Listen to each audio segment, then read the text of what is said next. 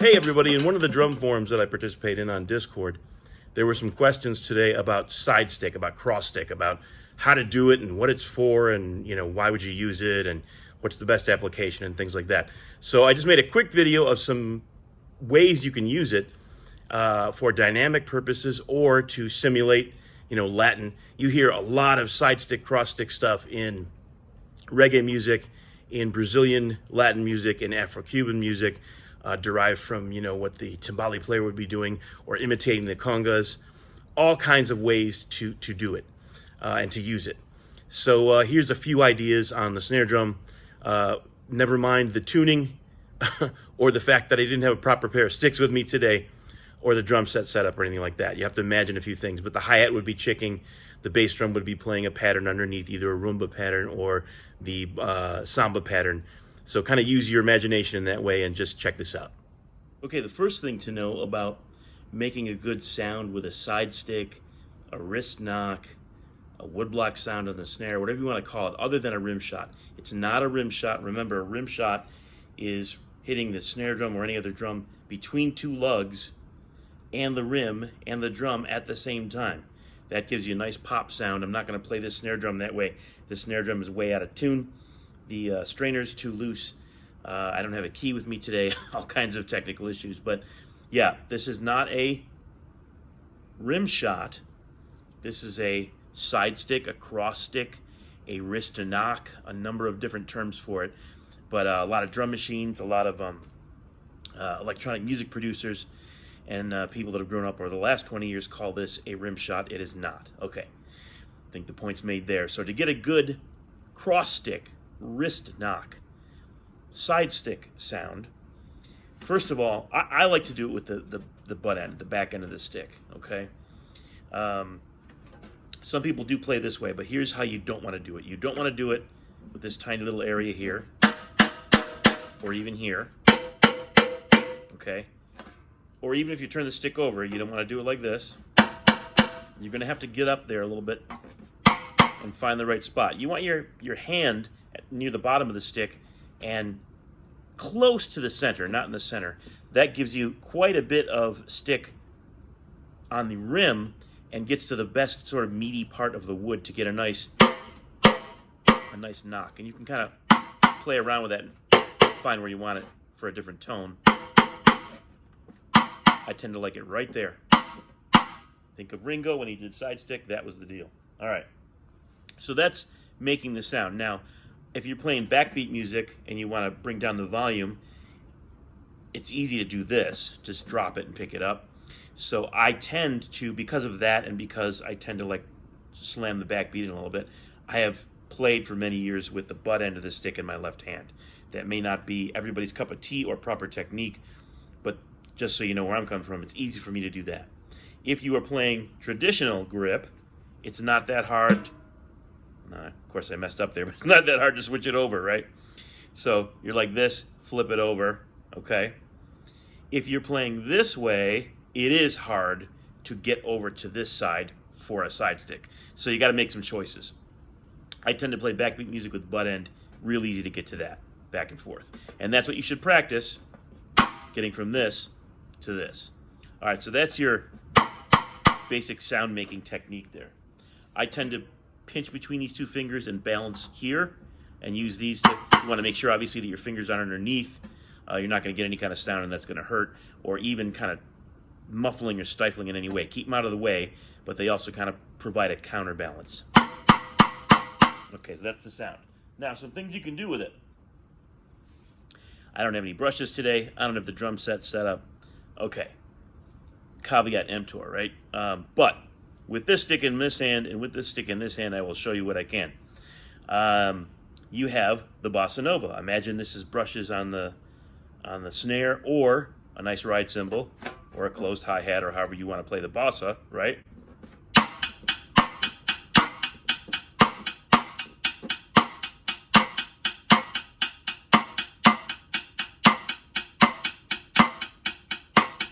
There's all kinds of ways to play that up tempo. You can, diddle on the ride cymbal and play that much faster.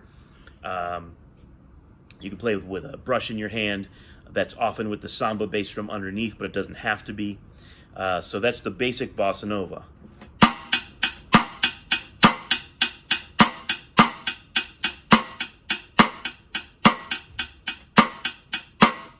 Almost clave, not quite.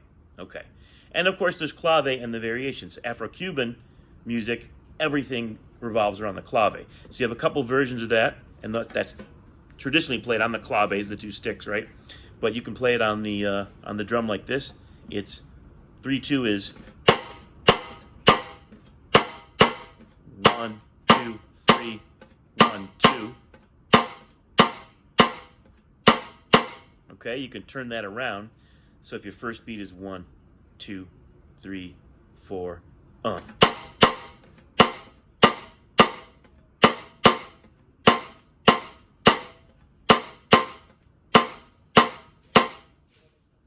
So that's the 3-2 clave and the 2-3. Either the 3 comes first or the 2.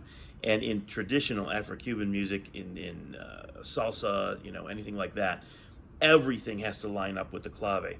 So things are phrased as far as the bass line, the piano, the horn parts, all of that lines up in some way with the 3 and the 2 side, or vice versa. So it's important to know those and kind of understand how the music works. Listen to some Latin music that has clave in it. Okay, but again, 3-2 and 2-3. Okay, so those are the two ways to play the basic clave. Then you have rumba clave. There's actually 3 or 4 different types of claves, but I'm going to go into 2 of them right now. You have the rumba clave, which displaces one of the notes in the group of 3 by an 8th note. So instead of that traditional New Orleans thing, or if you listen to reggae and you hear the dance hall rhythm, that's all the first half of the clave. They also use it in Brazil. That bop, bop, bop, right? Hand jive, all that stuff. But if you take that section of the clave and displace it by 1 beat, you're going to get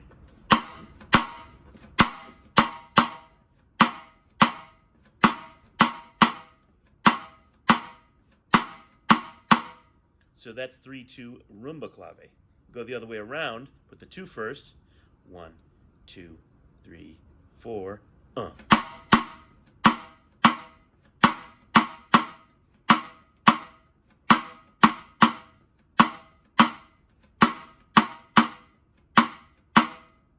So giving it that little pickup almost gives it like an endless looping feel, which is a lot, it lends itself to a little more over the bar line feel than does 3-2 or 2-3 standard son clave. So those are the basic Afro-Cuban claves. Also, you have the bossa nova. You can do all that stuff, or you can just play a regular backbeat on as a side stick, right? 1, 2, 3, 4 from playing a ballad.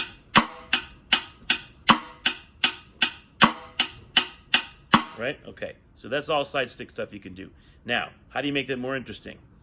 Well, if you learn some of the traditional Latin root rhythms, you know that along with the clave, you have the cascara, which is another rhythm that has to kind of fit with whichever direction you're playing the clave. So it goes something like this.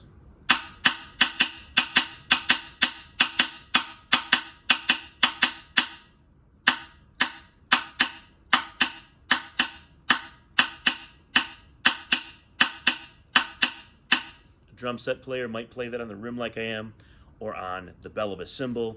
If it's in a traditional group, it's going to be the timbale player who plays that on a cymbal or on a cowbell, and sometimes the bongo player, when things get really exciting, will stop playing bongos and pick up a bongo bell and do a variation of that.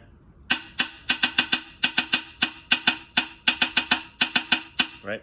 But that's the basic cascara rhythm. Now it has to match up with the clave. So for instance, if I'm doing 3-2 clave, then I'm going to play the rhythm with a 3 side to match up what I'm doing with my left hand.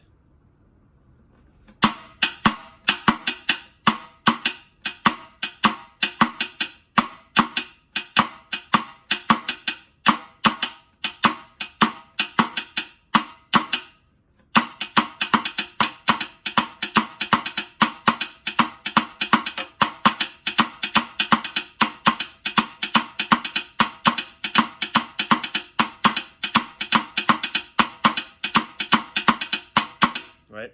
If I turn that around and play 2-3, the cascara has to change too.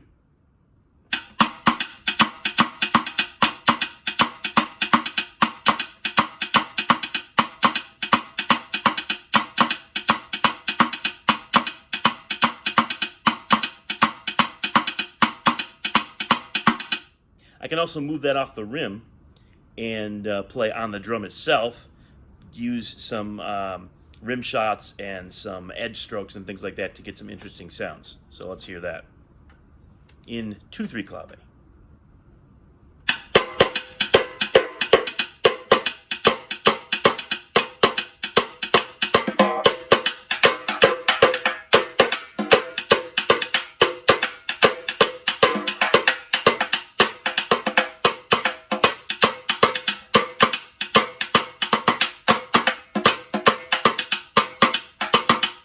So I did a little bit of improvising there, but that's the idea, right? So to get a Latin sound on the drum set, that's one thing you can do. But the side stick comes in very handy also just for bringing the dynamic level down. And that would be the same thing you do with a backbeat, except you're going to do it down here.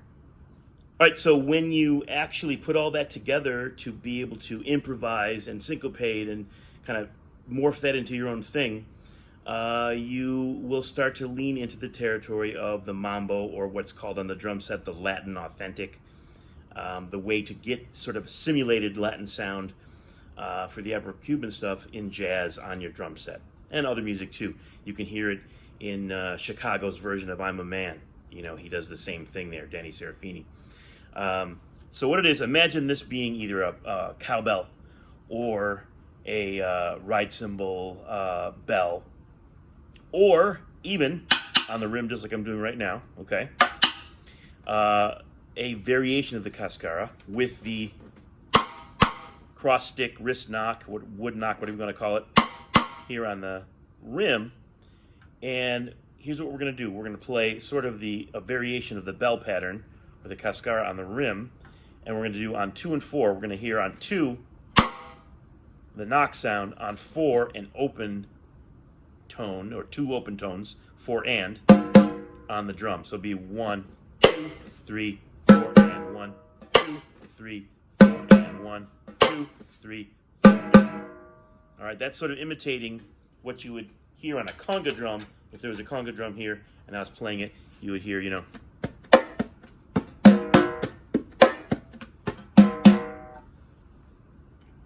So imitating that on the drums, you're going to hear a knock on 2 and 2 open tones on 4. And we'll hear the ride rhythm up here, and it'll sound something like this.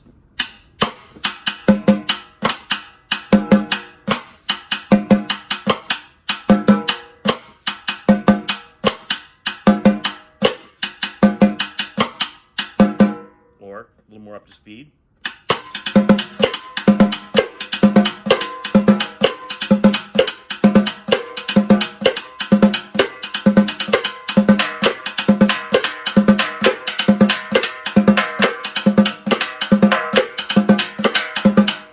Okay, so that's the mambo pattern, or also sometimes known as the Latin authentic.